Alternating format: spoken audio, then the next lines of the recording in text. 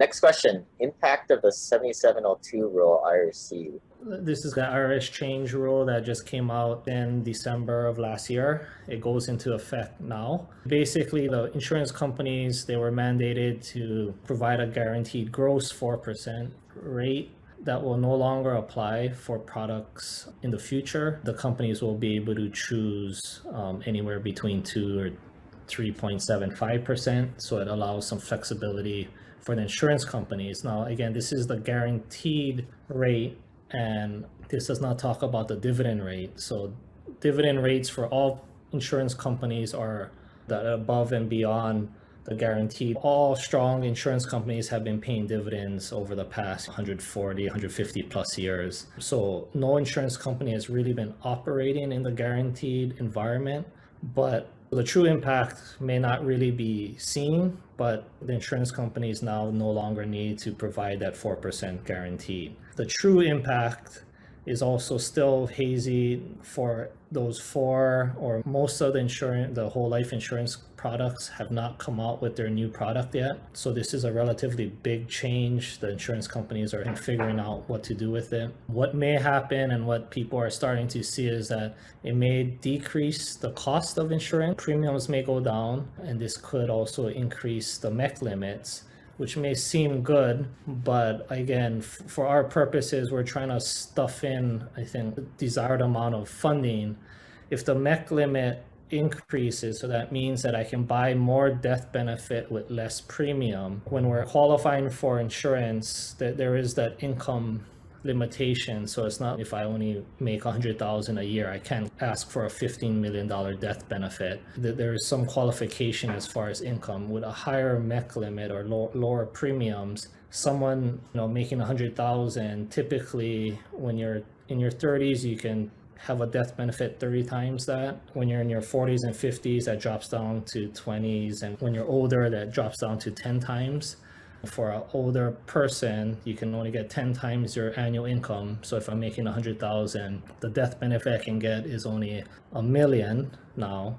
And because your premiums are lower, you can't be stuffing in as much money. So it may seem like it's a good thing. It may limit how much funds one could put in if they're on that threshold, but it also may not have an impact to most people, that it may just have a smaller impact than what people are anticipating. Companies do need to have a product out by the end of this calendar year, and usually when a big change like this happens, anyone who recently got a policy, and it may be looking back as far as having one issued in 2021, you'll have the choice of shifting over to the new product if you want to. There'll probably be also a grace period as far as when new products come out. There'll be maybe a month or two where if someone applies in that time period, they'll be able to choose the old product or the new product. At this point, a lot of the four major, or even with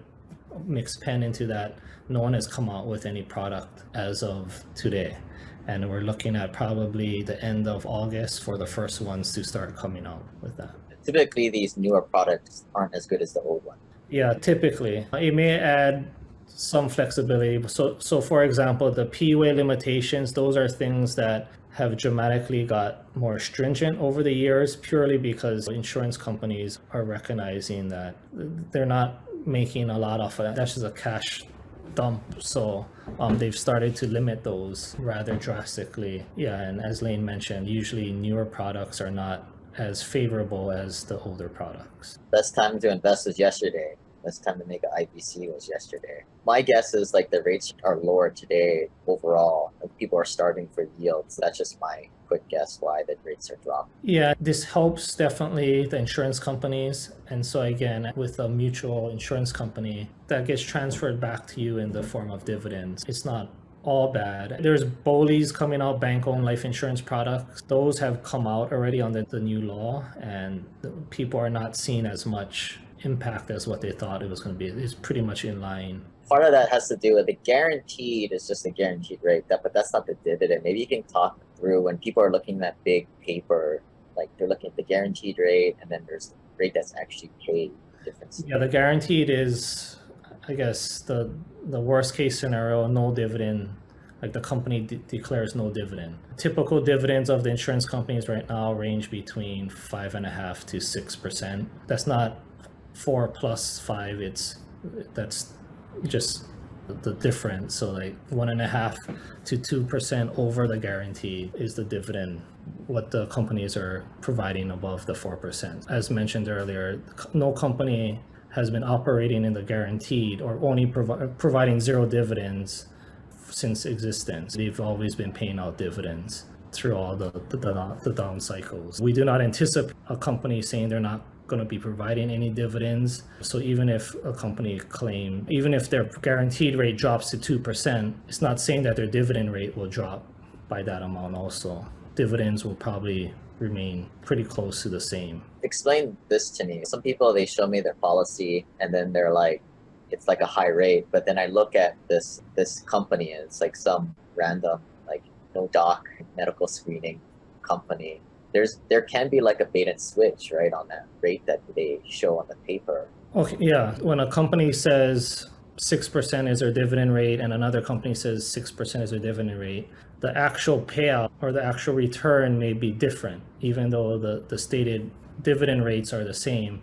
The reason for that is because these are gross rates. What's embedded in it is company expenses, mortality costs, commissions, and each company handles that differently. And that's really the proprietary black box that even as an agent or broker, we don't really get privy to that. Those costs vary, even though an illustration may show, hey, a strong return. That's why those 4 mutual companies are what we heavily use, because those have actual performance. The actual payouts have been more in line with the illustrations versus just an illustration that may look good and the actual performance may not be the same.